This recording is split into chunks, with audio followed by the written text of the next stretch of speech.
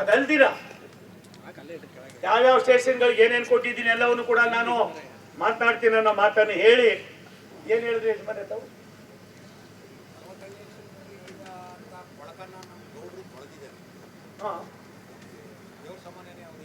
ಏನ್ ಮಾಡ್ಬೇಕು ಹೇಳು, ಎಂಬೆಲ್ಲ ಮಾಡು. ಅಪ್ಪ ಒಂದ್ ನಿಮಿಷ ತಾಳು, ಇದು ನನ್ಗೆ ಹೇಳಿದ್ರೆ ಏನ್ ಬರ್ತದೆ? ತಪ್ಪಾಗಿದೆ. ಜನಾದೇಶ ಯಾವ ರೀತಿ ನಡ್ಕೋಬೇಕು ಅನ್ನೋದು ಅವ್ರಿಗೆ ಇಲ್ಲ. ನನಗೆ ಓಟ್ ಕೊಟ್ಟು ಎಷ್ಟು ದಿನ ಆಯ್ತು? ನೀನು ಅದಕ್ಕೆ ಬೆಲೆ ಬಂದಿದೆಯಾ ಇಲ್ವೋ? ಬಂದಿದ್ಯಾ? ಅದನ್ನ ಹೇಳಿ ಸಾಕು. ಸುರೇಶ್ ಗೌಡ್ಗೆ ಇನ್ನೊಂದ್ಸರಿ MLA ಮಾಡು. ಸೋಮಣ್ಣನ ಇದ್ರೆ ನಮ್ ಸರ್ಕಾರ ಬರ್ತದೆ, ಮಂತ್ರಿನೂ ಆಯ್ತಾನೆ. ಆಯ್ತಾ? ಒಂದು ನಿಮಿಷ ತಾಡ್ರಿ, ನೀವು ರೈಲ್ ಹತ್ತಿಸ್ಬೇಡ್ರಿ. ಅವನು ರೈಲ್ ಹತ್ತಾನೆ, ನಾನು ತುಂಬಾ ದಿನ ನೋಡಿದ್ದೀನಿ ಅವನ್ನ. ಹಾಗಾಗಿ ಸಿದ್ದೇಗೌಡ ವ್ಯವಸ್ಥಿತವಾಗಿ ಇರ್ಬೇಕಾಯ್ತದೆ ಕಣ್ರಿ. ಪಾರ್ಟಿ ತಾಯಿ ಕಣ್ರಿ.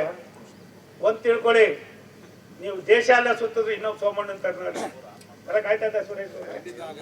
ತರಕ್ ಆಗೋದಿಲ್ಲ. ನಾನು ನೇರ ನುಡಿ ಇಲ್ಲ ಅಂದಿದ್ರೆ ನನ್ನ ತಿಂದು ಬಿಡೋರು. ಇನ್ಯಾರಿಗಾರು ನನ್ಗಾಗಿರ್ತಕ್ಕಂಥ ಅನ್ಯಾಯ ಆಗಿದ್ರೆ ಸುರೇಶ್ ಗೌಡ ದೊಣ್ಣೆ ತಗೊಂಡು ಮನೆ ಬಾಕ್ಲೆಲ್ಲ ಹೊಡೆದು ಬಿಸಾಕಿರೋನು. ಆದ್ರೂ ನಾನು ತಡ್ಕೊಂಡಿದ್ದೀನಿ.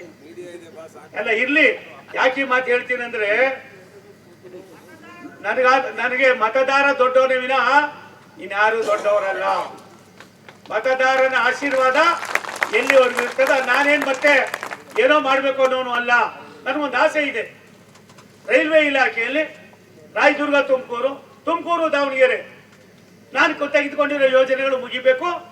ಬೈಪಾಸು 4,000 ಕೋಟಿ ರೂಪಾಯಿನ ಮೊನ್ನೆ ದಿನ ಇದು ಗಡ್ಕರಿ ಸಾಹೇಬರು ಮೊನ್ನೆ ದಿನ ಬಿಡುಗಡೆ ಮಾಡಿದ್ರು. ತುಮಕೂರಿಂದ ಇದರಿಂದ ನಿಮ್ಮ ಗುಬ್ಬಿಯಿಂದ ತುಮಕೂರವರೆಗೆ 125 ಕೋಟಿ ರೂಪಾಯಿ. KB ಕ್ರಾಸಿಂದ ತಿಪ್ಟೂರ್ಗೆ 50 ಕೋಟಿ ರೂಪಾಯಿ.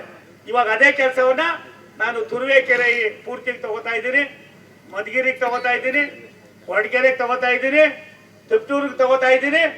ಎಲ್ಲಾ ಕಡೆಯಲ್ಲೂ ಕೂಡ ತೆಗೆದುಕೊಳ್ತಾ ಇದ್ದೀವಿ. ಎಲ್ಲೆಲ್ಲಿ ಬೈಪಾಸ್ಗಳು ಮತ್ತೆ ನ್ಯಾಷನಲ್ ಹೈವೇಗಳು ಹೋಗ್ತವೆ ಆ ಎಲ್ಲಾ ಕಡೆಯಲ್ಲೂ ಕೂಡ ಸುರೇಶ್ ಗೌಡ್ರೆ ಜಾಸ್ತಿ ಲಾಟ್ರಿ ಆಗೋದು ನಿನ್ಗೇನೆ. ನಿಮ್ಗೆ ಏನು 6 ಕೋಟಿ ರೂಪಾಯಿ ನಾವು CRF ಫಂಡ್ ಕೊಟ್ಟಿದ್ದೀವಿ.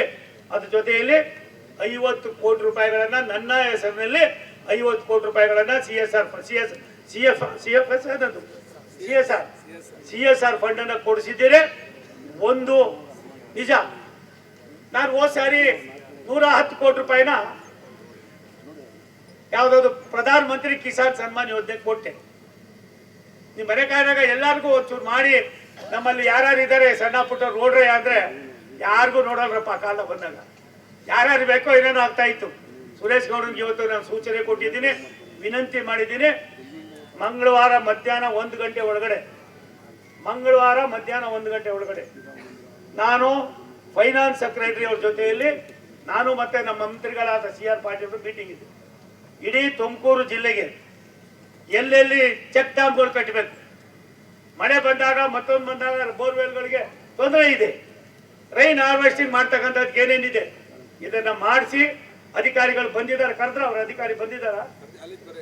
ಬರಕ್ಕೆ ಹೇಳ್ತೀನಿ, ಅವ್ರಿಗೂ ಹೇಳ್ತೀನಿ. ಯಾಕೆ ಕೆಲಸ ಮಾಡ್ತೀವಿ ಅಂತ ಮಾಡ್ಬೇಕು ಅಂತ ಅಂತೀನಂದ್ರೆ, ಇವೆಲ್ಲ ರೈತರ ಜೀವನಾಡಿ ಯಾರು ಕೊಟ್ಟರು ನನಗೆ ಬೆಂಗಳೂರಿನ ಕೊಳಚೆ ನೀರನ್ನ ನಾವಿಲ್ಲೆಲ್ಲ ತನ್ನಿ ಅಂತ. ಆದ್ರಿಂದ ಆಗಿರ್ತಕ್ಕಂಥ ದುಷ್ಪರಿಣಾಮವನ್ನು ಕೂಡ ನಾನು ಅರ್ಥ ಮಾಡ್ಕೊಂಡಿದ್ದೀನಿ.